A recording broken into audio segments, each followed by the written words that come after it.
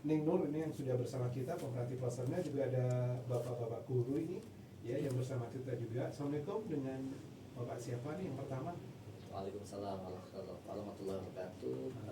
Saya Muhammad Fadil Rahman. Iya. Kebetulan saya dari lembaga SMK Aslinya Al-Quran. Oh iya, betul. Dan yang satunya juga bapak guru nih. Waalaikumsalam warahmatullahi wabarakatuh. Kami dari SMP Asunia Al-Jauhari dengan Bapak Asmin Wafi. Iya. Salam kenal. Salam kenal. Dari SMP ada, dari SMK juga ada. Ya, Neng Nur, sebenarnya kalau di Asunia sendiri ini strata pendidikannya mulai apa ini yang tersedia di sana? Kalau pendidikan pondok pesantren Asunia sendiri itu mulai dari usia anak-anak. Di dalam pondok pesantren itu kami menampung anak-anak usia SD. Iya. Kalau di dalam pondok pesantrennya. Kalau dari lembaganya kita mulai dari RA. Mulai dari RA, SD, SMP, MA, dan SMK. Iya, iya. Jadi RA itu setingkat taman kanak-kanak. Taman kanak-kanak. Iya, iya. Jadi lengkap ya? Lengkap, ya? alhamdulillah lengkap. Iya. Bahkan sampai perguruan tinggi ada ya? Alhamdulillah ada. Iya, sekarang ya. Oh iya. Sudah ada. Jadi apa, pendidikan secara mungkin formal gitu ada, lengkap ya. Dan dari sisi pondok pesantrennya juga. Iya. Kalau pondok pesantrennya ada beberapa apa nih? Mungkin bidang apa, pilihan bidang studi atau bagaimana kalau di pondok pesantren? Kalau di pondok pesantren. Misalnya pitafid apa gitu. Oh, okay. Kalau di pondok pesantren kami ada beberapa asrama yang memadai anak-anak mau ikut pendidikan yang mana, itu semua sudah kami siapkan. Tapi kalau di Asunia Al-Jauhari 1 yang kebetulan saya kelola sendiri ini, dari usia anak-anak SD kelas 1 itu sudah ada di pondok, sudah mukim di pondok. Itu juga kami ada memberi fasilitas, artinya yang mau ke tahfidz juga ada, yang mau yang nggak ke tahfidz juga bisa. Jadi semua itu kita kembalikan pada orang tuanya anak tersebut. Jadi maunya anaknya ini kita bimbing seperti apa. Iya. Jadi pondok pesantren Asunia memberikan fasilitas, jadi masing-masing anak ini ya nanti mau kemana, yang penting memang fasilitasnya sudah disediakan. Nah, kalau untuk pendaftarannya sendiri, untuk ada tahun ajaran atau bagaimana? Kalau yang formal tentu saja mungkin akan segera dimulai ya di bulan-bulan Agustus mungkin ya, September ya. Nah, kalau pondok sendiri apa, kalau ingin masuk di sana apa sewaktu-waktu bisa nih, atau ada waktu-waktu tertentu gitu? Kalau di pondok kita tidak membatasi, jadi kapanpun bisa masuk ke pondok pesantren Asunia Al-Jauhari khususnya. Terus kalau yang di formal nanti mengikuti ajaran baru formal. Baik, ya itu sedikit pengenalan mungkin tentang pondok pesantren Asunia Kenceng beserta juga sekolah-sekolah formalnya yang disediakan di sana. Jadi lengkap ya, mulai dari tingkat SMA sampai SMK, bahkan perguruan tinggi juga sudah ada. Kalau nama perguruan tingginya apa kalau di sana? Universitas Asunia. Asunia gitu ya. Oh iya. Jadi itu semua dari tingkat RA sampai perguruan tinggi itu dalam satu lokasi ya? Kalau lokasinya kita ada jarak. Oh, ada jarak. Ada jarak. Karena memang keterbatasan lahan. Iya, iya. Nah, kemudian yang menarik juga tadi disampaikan Neng Nur ini pengasuh Asunia Al-Jauhari 1. Itu memang ada beberapa lokal gitu ya? Ada Asunia. Beberapa, sampai kalau nggak salah 9. Oh, berarti sudah dari Asunia Al-Jauhari 1, 2 sampai 9. Sampai 9. Itu karena itu tadi mungkin tidak bisa berada dalam satu lokasi sehingga memang pengembangannya mungkin juga lokasinya agak berjarak gitu ya. Walaupun tidak terlalu jauh ya kalau dari Asunia 1. Dari Asunia 1 ke Asunia 2 itu kita berdekatan, bahkan berdampingan ya, berhadapan. Yang agak jauh ini ada yang di perumahan sini, yang 9 kalau nggak salah, Asunia Al-Jauhari ke 9. Nirwana ini? Di Puri Nirwana ini yang 9. Itu ada beberapa anak yang kuliah ada yang di UNED, ada yang di UIJ kalau nggak salah. Ya, anak-anak bertempat di situ. Jadi menampung untuk ini ya, anak-anak yang berkuliah di Jember. Ya, jadi akan lebih dekat lagi ya. Nah, itu gambaran selintas tentang ini. Nah, ini berkaitan dengan tema yang kita akan bicarakan di hari ini tentang Pondok Pesantren Al-Sunniyah menghadapi era milenial ini. Nah, kalau menurut Ning Nur sendiri, tantangan terbesarnya ini apa sih yang dihadapi pesantren ini saat mendidik generasi muda sekarang ini? Ya, tantangan terbesar bagi kami itu pada umumnya anak-anak zaman sekarang itu kan memang agak menjaga jarak dengan gadget. Itu tantangan terbesarnya. Memang dari asrama kami, kenapa kok banyak anak-anak masih usia dini kok sudah dititipkan di pesantren. Nah, itu salah satunya dari wali santri itu saya tanyakan, kenapa kok dititipkan di pondok, kan usianya masih 7 tahun. Nah, itu salah satu alasan dari wali santri. Beliau sendiri menyampaikan bahwasanya sekarang itu memang sulit untuk memberi waktu, membatasi waktu anak-anak untuk main gadget. Nah, jadi dari kami sebisa mungkin untuk mengalihkan kegiatan anak-anak yang kebiasaan di rumah main gadget dengan panjang waktu, kita siasati, kita alihkan untuk belajar dan lain sebagainya. Memang larangan terberat dari Pondok Pesantren Al-Sunniyah Al-Johari itu salah satunya ya gadget tersebut. Iya. Karena sudah menjadi kebutuhan sehari-hari sepertinya gitu ya. Walaupun mungkin kalau anak-anak juga banyaknya ke arah yang santai, permainan gitu ya. Ini berarti para orang tua sudah merasa nih susah ini ya. Betul. Iya. Nah, apa menghadapi hal ini pihak pondok ini punya semacam kiat atau metode tertentu gitu nih untuk selain tadi disampaikan mengalihkan ke berbagai kegiatan gitu ya. Nah, hal ini banyak ya, maksudnya bisa berhasil ya sedikit banyak mengurangi ketergantungan pada gadget ini. Alhamdulillah, kalau anak-anak sudah masuk di pondok, awalnya kita beri pengertian tentang peraturan-peraturan dan lain sebagainya. Anak-anak alhamdulillah menerima dengan apa yang ada peraturan di pondok tersebut. Cuman terkadang anak-anak itu salah menilai, artinya kita kok ditekan, atau padahal semacam itu bukan penekanan. Artinya gini, anak-anak biasanya kalau di awal merasa tertekan dengan batasan-batasan permainan seperti itu. Padahal kita tujuannya bukan menekan atau mengekang anak-anak. Justru terkadang kalau kita itu merasa menekan anak-anak dengan hal seperti itu, kalau kita tidak memberi pengertian atau kita tidak bisa mensiasati dengan hal-hal kesibukan yang lain atau kegiatan yang lain, justru anak-anak itu cenderung punya keinginan untuk melanggar atau diam-diam. Nah, diam-diam untuk main gadget tersebut. Nah, jadi bagaimana kita mensiasati anak-anak dan juga memfasilitasi, dalam arti kalaupun ada kebutuhan anak-anak untuk menggunakan semacam gadget atau yang lainnya, kita tetap memfasilitasi. Semisal dalam jangka 1 minggu sekali mau komunikasi sama orang tua, kita siapkan. Iya, jadi artinya bukan hanya dilarang tapi diarahkan ya, mungkin ini ya, seperti itu ya, dengan memberikan batasan. Jadi kalau hal-hal yang memang nggak terlalu penting dan bisa ditunda, itu memang ya sebaiknya memang seperti itu ya. Nah kemudian tadi disinggung oleh Ning Nur, katanya ini kan anak-anak masih kecil nih kok dititipkan di pondok. Kan biasanya kalau anak-anak ini dari cerita-cerita di pondok juga, kalau masih kecil ini kan pisah dengan orang tuanya agak susah.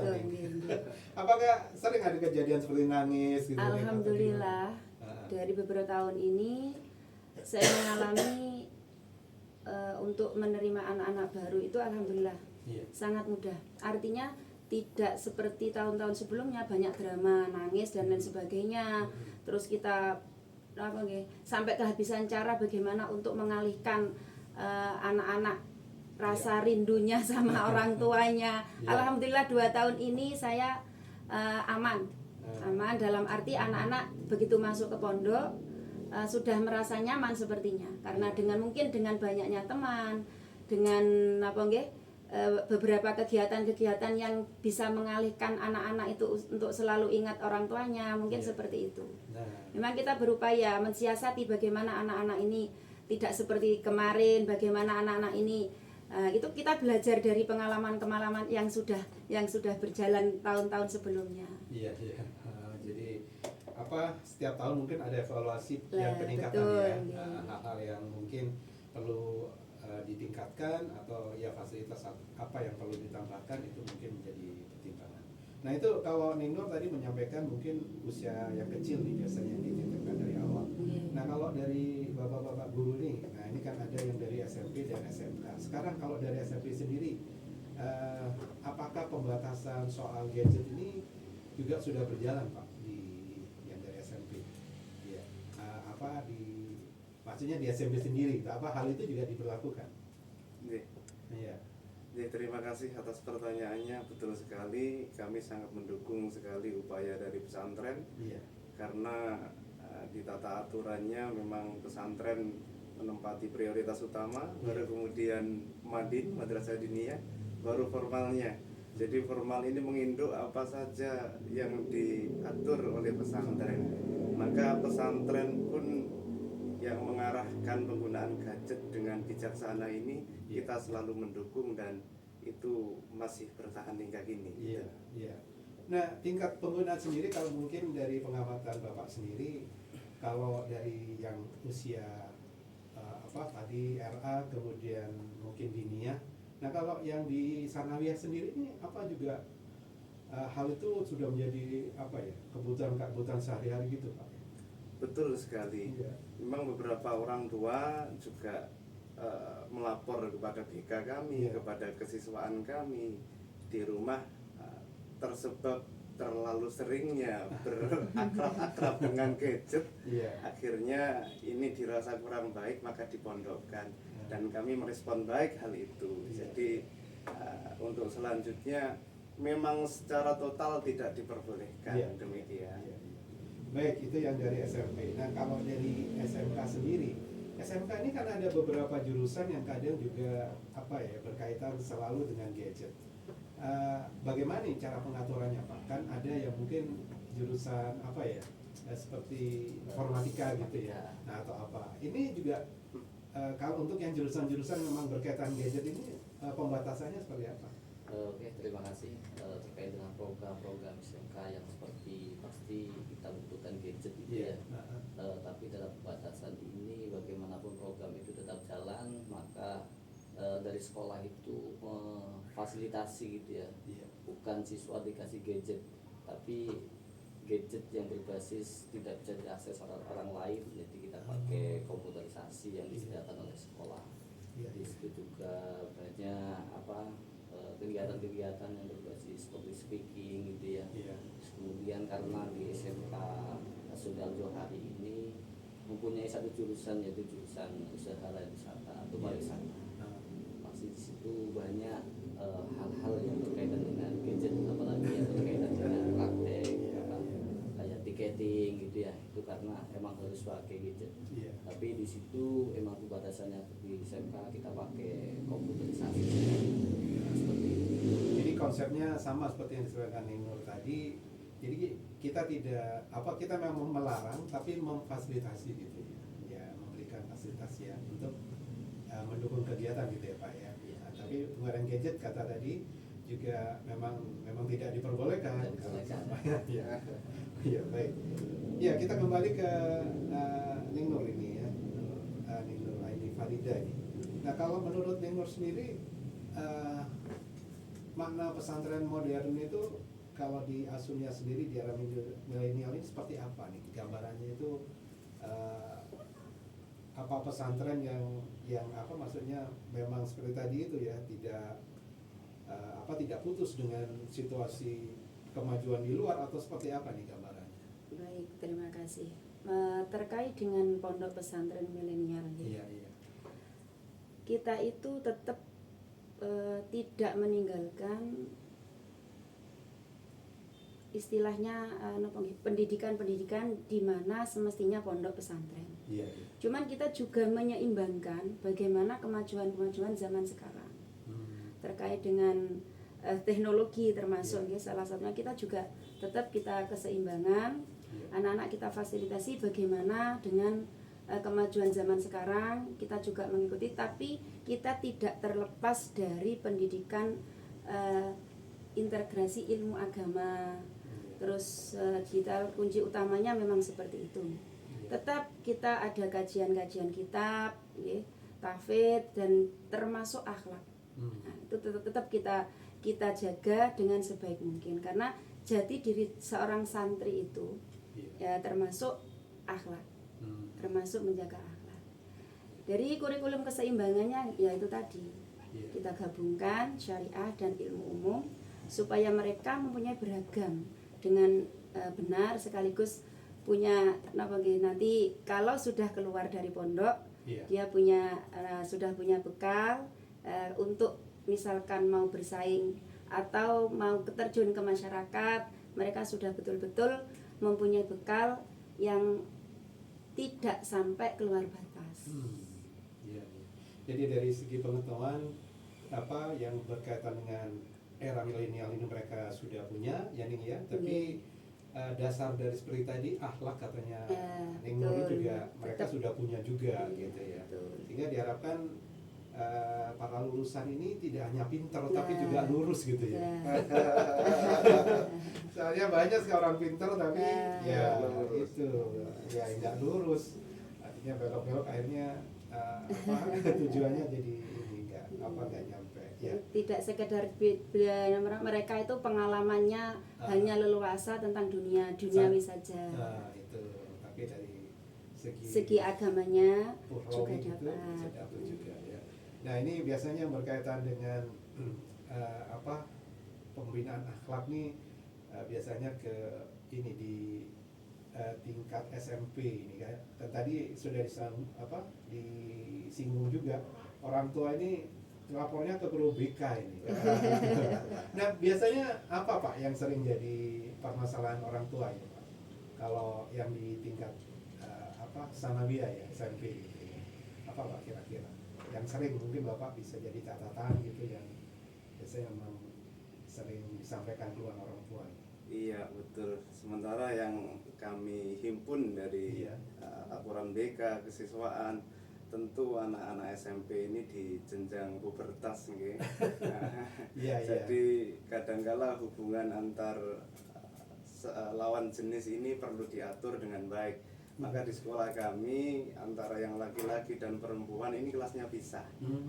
Demikian untuk meminimalisir interaksi yang terjadi, yang mungkin sebenarnya ada baiknya interaksi itu, tapi kemungkinan buruknya juga ada. Ini yang diminimalisir.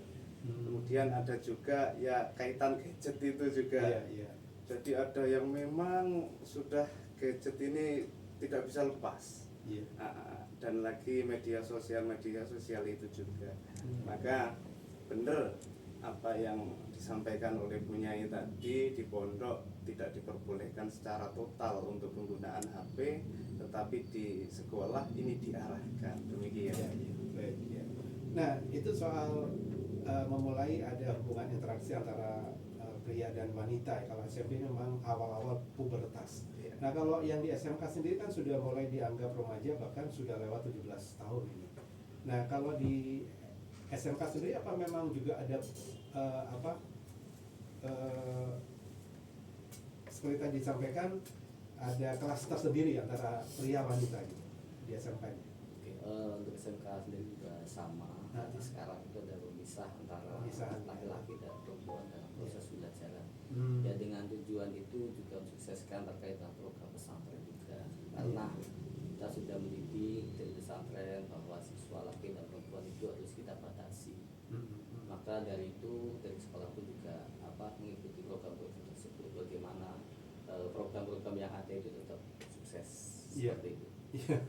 Jadi memang ini berkaitan juga dengan strata pendidikan ya. Yang lain itu semuanya sama ya, ada pemisahan antara murid atau siswa laki-laki dan perempuan.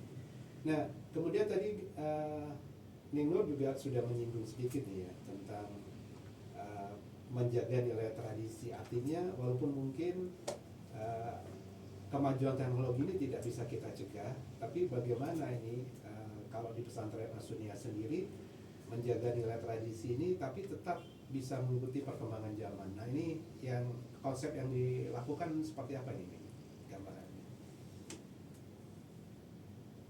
Mas, terkait dengan gadget itu tadi.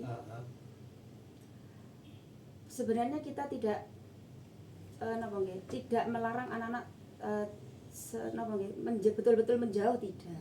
Karena kalau kita memfasilitasi anak-anak dengan main HP atau main gadget tersebut, nanti anak-anak bisa menjadi krisis nilai dan juga jati dirinya akan hilang sebagai seorang santri. Salah satunya kesederhanaan saja sudah sopan santunnya, karena bebasnya pengaruh budaya tadi karena main gadget tersebut. Jadi sehingga kita tetap memberikan anak-anak itu pengarahan-pengarahan yang sekiranya nanti anak-anak itu tetap mempunyai istilahnya hidup dengan disiplin, ya, karena kalau dengan HP itu nanti akan anak-anak bisa menjadi malas belajar, lupa waktu, salah satunya, seperti itu. Jadi kita minimalisir, meminimalkan gitu ya. Betul. Jadi bagaimana anak-anak ini betul-betul di waktu belajar selama di pondok pesantren untuk tidak membawa HP.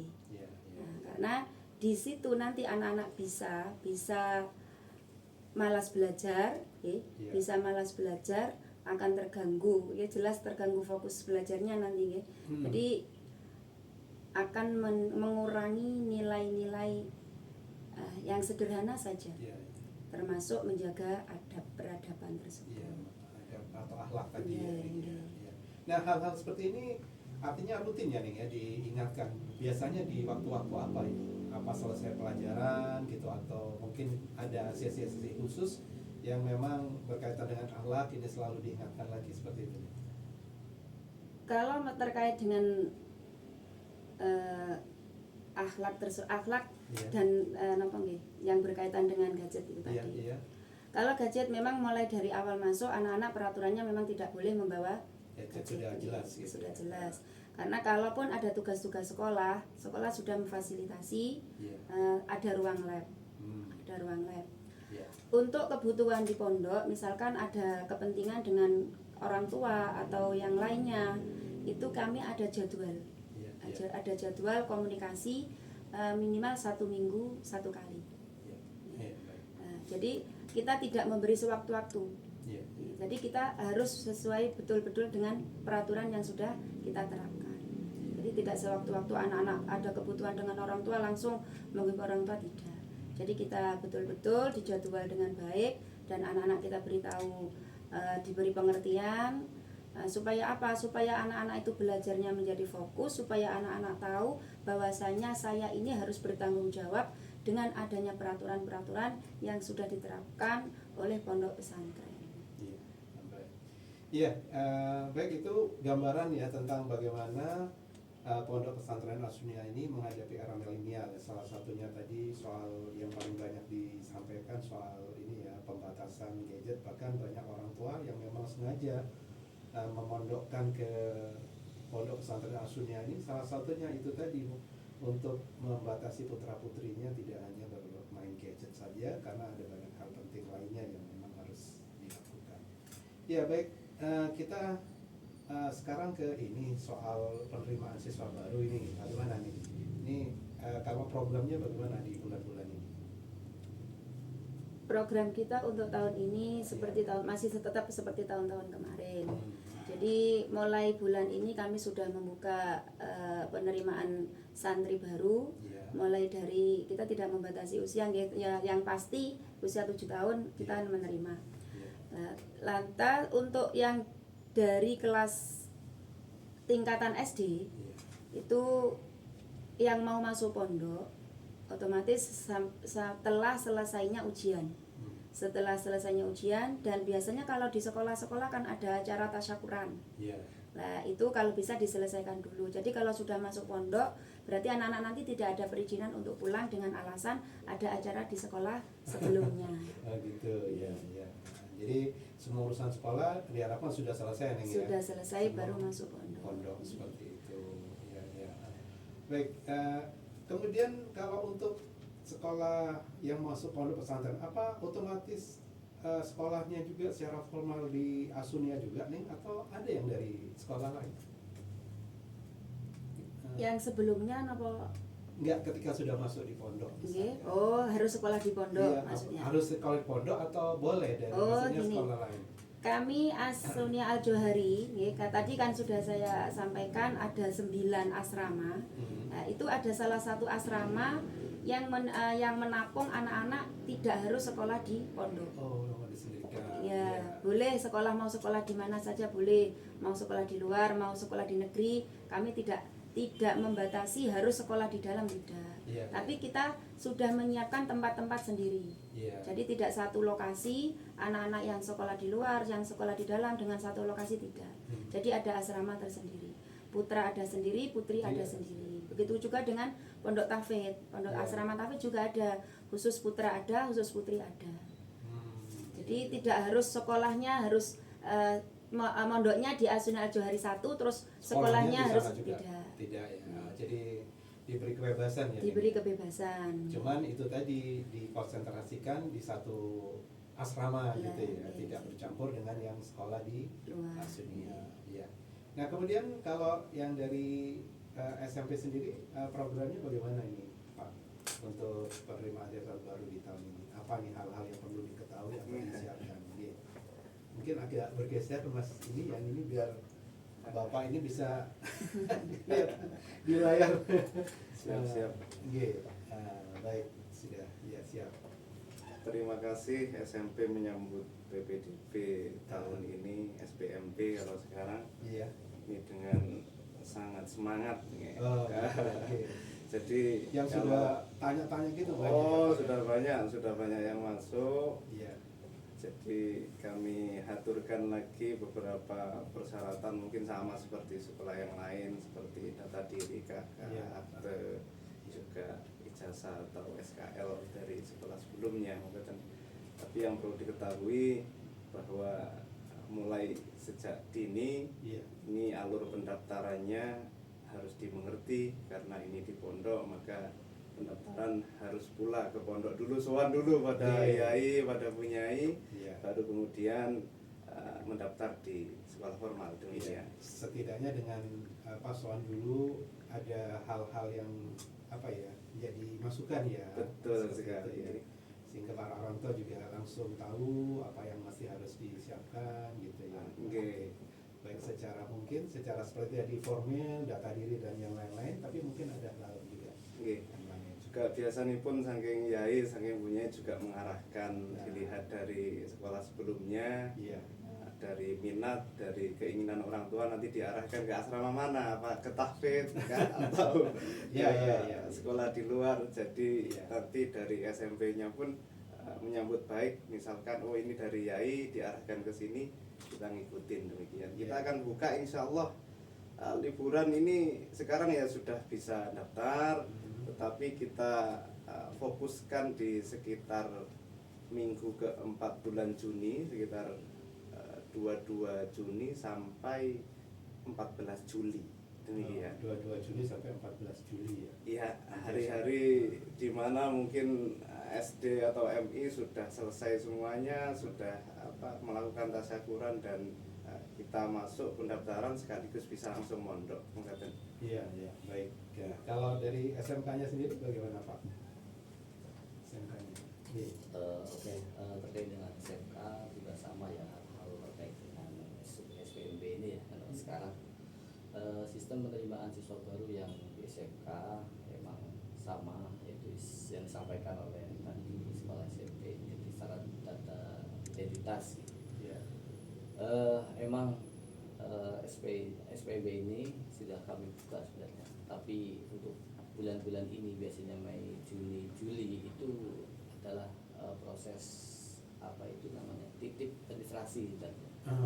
Nanti untuk finalisasi itu biasa di bulan Juli.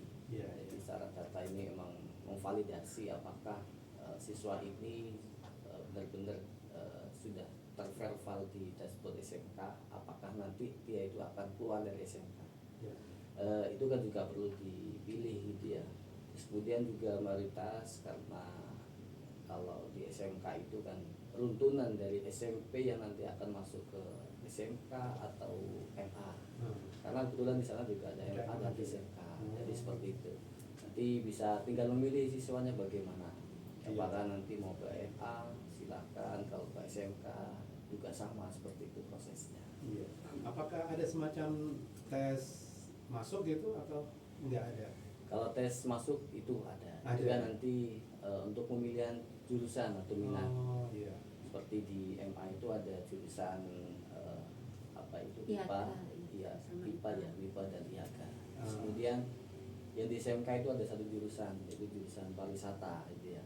Karena itu kayaknya di Jember cuma berapa SMK yang punya ya. Tapi kalau SMK yang berbasis pesantren yang jurusan pariwisata itu kayaknya ada di Hasunal.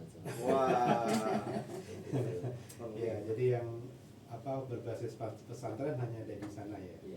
Nah, yang ditawarkan apa sih nanti kalau misalnya masuk di SMK sana yang bisa dipelajari itu secara mungkin umum, nanti outputnya seperti apa kalau misalnya udah lulus gitu Mas? Oke. Karena SMK itu adalah kita mengembangkan kompetensi gitu ya. Karena hal yang menjurus konsentrasi kami adalah pariwisata, dan di sana juga satu hal yang perlu diketahui adalah kita nanti siswa itu bisa belajar terkait dengan greeting, pemanduan wisata, terus kemudian ada public speaking dalam berbicara seperti itu. Terus kemudian ada mengurus administrasi pariwisata. Kebetulan di SMK itu kita bekerja sama ya, MOU dengan PT Asunan Juara Wisata. Karena wisata juga mendalami terkait dengan haji dan umroh. Jadi akhirnya SMK itu bisa terintegrasi untuk mengembangkan bakat siswa. Jadi seperti itu. Dan outputnya nanti siswa itu juga bisa menjadi tour leader yang berbasis pesantren. Jadi mempunyai attitude yang baik. Karena kita sebagai tour leader itu memang kita harus punya sopan santun yang baik kan, seperti itu. Dan khususnya mungkin memandu haji dan umroh. Haji dan umroh. Perjalanan wisata kan banyak kalau perjalanan wisata, tapi yang khusus mungkin ke haji dan umroh ini. Ini fokusnya ke Islamik gitu ya. Betul. Wisata Islami lah gitu ya. Mungkin ya itu tadi ziarah dan yang lain. Ziarah dan lain. Baik.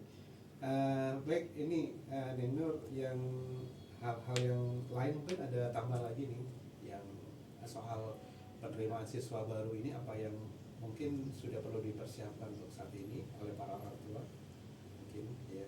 Yang pasti yang perlu disiapkan itu sebenarnya bukan anaknya, yang perlu disiapkan orang tuanya. Kenapa bisa gitu nih?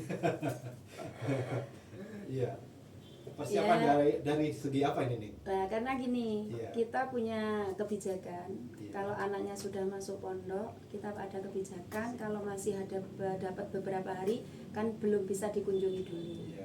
Biasanya ini yang perlu disiapkan betul, ini yang orang perlu dimantapkan. Ini orang tuanya. Masih mungkin. dapat 1 minggu 2 minggu sudah nunggu di depan gerbang. Oh itu ya, dari segi mental ya nih. Iya. Gak pernah bisa sama putranya mungkin gitu. Ya seperti itu. Kalau menurut saya tahun-tahun ini nggak seperti tahun-tahun sebelumnya, 4 tahun 5 tahun ke belakang. Itu banyak anak yang sudah tingkatan SMP, banyak yang nangis dan lain sebagainya. Kalau tahun-tahun 5 tahun ke belakang ke depan ini alhamdulillah tidak ada. Cuman kita untuk untuk caranya bagaimana untuk memberi pengertian kepada walinya ini yang agak kesulitan saya sebenarnya. Apalagi kadang anaknya baru ketemu 1 kali, anaknya biasa, anaknya kan belum mungkin karena tujuannya itu mungkin butuh diperhatikan atau bagaimana kepada orang tuanya, karena nggak ketemu terus cerita apa biasanya orang tua dan yang kurang mentalnya ini orang tuanya. Terus ada ada tidak tega dan lain sebagainya. Jadi harapan saya bagi semua wali santri yang ingin memondokkan putranya harus disiapkan sejak sekarang ya. Mulai sekarang disiapkan mentalnya. Kalau anaknya sudah mau dipondokkan ya sudah, bismillah, anaknya mondok. Insya Allah yang terbaik di pondok itu yang terbaik. Iya. Yang paling punya keinginan besar biasanya orang tua kalau menyuruh putra-putrinya mondok. Betul, karena itu tadi untuk menghindari gadget. Tapi ketika anak-anaknya sudah nyaman di pondok, nah, orang tuanya yang nggak aman ini. Iya, yang nggak tega akhirnya gitu ya. Tapi insya Allah seperti tadi sudah ada semacam kemajuan dan pengertian dari para wali ya. Ini ya sekarang sudah benar-benar siap ketika putra-putrinya sudah masuk ke pondok dan tidak ada masalah putra-putrinya, orang tuanya diharapkan memang itu tadi sudah siap juga. Harus betul-betul ikhlas, harus betul-betul tega. Iya. Baik, kalau untuk gambaran sekolah sendiri, kalau sekolah di pondok sendiri ini, ya ini bisa salah satu menjawab saja. Apakah suasananya sama ini dengan sekolah-sekolah yang ada di luar pondok, atau apa ini yang membedakan biasanya? Biar yang akan masuk juga sudah siap juga kan, nanti sudah di dalam, ini gitu. Bagaimana Pak? Ya, tentu harus ada diferensiasi perbedaan ya. Perbedaan betul. Sehingga di kami pun dalam merekrut guru juga bermacam-macam latar belakang. Kami dari pondok-pondok pesantren lain juga kami rekrut seperti Nurul Jadid, juga pesantren-pesantren yang ada di Jember. Kami harap itu juga menjadi masukan tambahan nilai guru yang nanti disalurkan kepada anak-anak didik. Juga kami mengambil dari beberapa PTN-PTN seperti UNED dan lain-lain, sehingga apa yang disampaikan nanti transfer ilmunya juga lebih beragam. Dan tidak luput juga yang dari dalam, dari para ustadz lulusan Madin itu juga banyak, sehingga ilmu-ilmu yang diaturkan kepada anak-anak juga lebih terfilter atau tersaring dengan baik, sehingga apa yang dinikmati pengalaman belajar dari anak-anak ya pondokannya kental sekali. Demikian Pak. Iya. Nah ini berkaitan kan, ini banyak berita-berita di luar ini ya, yang maksudnya bahwa seorang ustadz lah, pengajar gitu ya. Nah ini kan memang perlu menjadi contoh yang baik ini bagi anak didiknya, karena kan banyak nih berita-berita yang sekarang banyak memberitakan tentang ya hal-hal yang ustadznya malah melakukan hal-hal yang tidak baik gitu. Nah kalau di Asunya sendiri apa ini yang biasanya dilakukan sehingga ustadz atau bapak dan ibu guru ini bisa menjadi apa ya, panutan lah gitu ya, yang mungkin ada hal-hal khusus ya di ini Mas, apa yang dilakukan mungkin apa ini mungkin bisa cerita? Betul sekali. Pada dasarnya santri belajar, ustadz pun belajar, sehingga yang santri sudah menjadi ustadz ini pun selalu saja harus memperbaiki diri, introspeksi diri, sehingga kami ada program bagaimana setiap bulan kita kumpul-kumpul untuk mengevaluasi baik secara tupoksi dan beberapa hal kaitannya, utamanya teladan untuk santri dari para pengurus atau ustadz dan ustadzah. Demikian. Itu ya, ada pertemuan rutin ya Pak ya? Betul sekali. Ya. Baik, Neng, ini waktu kita hanya sedikit. Nah kalau Neng Nur sendiri mungkin ada pesan terakhir ini untuk para calon wali santri atau yang mau masuk ke Asunia, atau mungkin hal-hal yang lain juga, silakan. Ya, terima kasih waktunya. Saya hanya ingin menyampaikan, karena di pondok ini biasanya ada beberapa kalangan yang tidak mengenal pondok pesantren atau belum kenal pondok pesantren itu, dianggapnya kalau di pondok ini nanti mau jadi apa. Kebanyakan seperti itu kalau yang belum kenal tentang pondok. insya Allah kalau di pondok, karena dengan mengikuti zaman sekarang seperti yang tadi saya sampaikan, insya Allah dengan putra putrinya di pondok, insya Allah nantinya putra putrinya juga tidak akan ketinggalan dengan apa yang sudah kemajuan-kemajuan di era zaman sekarang ini. Insya Allah semuanya di pondok juga akan mengikuti.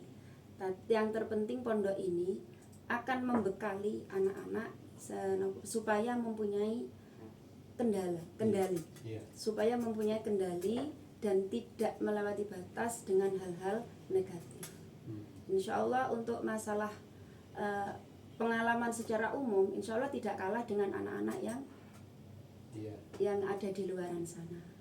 Nah, jadi tujuannya memondokkan putra putrinya itu kita membekali putra putrinya supaya mempunyai kendali, dan insya Allah putra putrinya nanti tidak akan mengecewakan apa yang diharapkan oleh orang tuanya.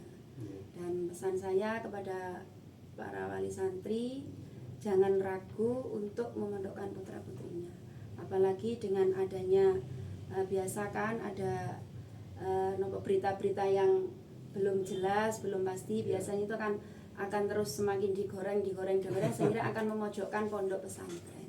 Insya Allah tidak semuanya akan menjadi seperti yang sudah terjadi. Insya Allah mohon doanya, mudah-mudahan ajaran baru ini semakin banyak para wali santri mempercayakan pondok-pondok pesantren dimanapun berada.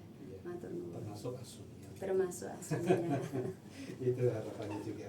Baik, terima kasih buat Nyai Haja Nur Aini Farida sudah hadir di Rosalina, juga bapak-bapak guru dari Sanawiyah dan juga SMK. Ini sebenarnya tadi ada yang tidak ikut ini dari MA. Mau ikut juga? Tapi sudah diwakili gitu, dari MA sama SD. Ya tadi sudah ada beberapa informasi juga mengenai MA ini. Ya mudah-mudahan apa yang kita perbincangkan hari ini menjadi ilmu yang bermanfaat, yang inspiratif dan juga menjadi motivasi buat wali santri dan juga masyarakat ya tentang bagaimana pondok pesantren ini menghadapi era milenial. Jadi tidak kalah juga dengan sekolah-sekolah umum yang lainnya. Baik, pemerhati terima kasih juga kebersamaannya dengan Rosalina hingga saat ini, dan insya Allah kita akan bertemu kembali di informasi-informasi yang lain tentunya di Rosalina, termasuk informasi haji yang segera akan kita lanjutkan selama pelaksanaan ibadah haji. Ya. Baik, selamat siang pemerhati Rosalina, selamat hari Minggu ya, dan terima kasih. Assalamualaikum warahmatullahi wabarakatuh. Waalaikumsalam.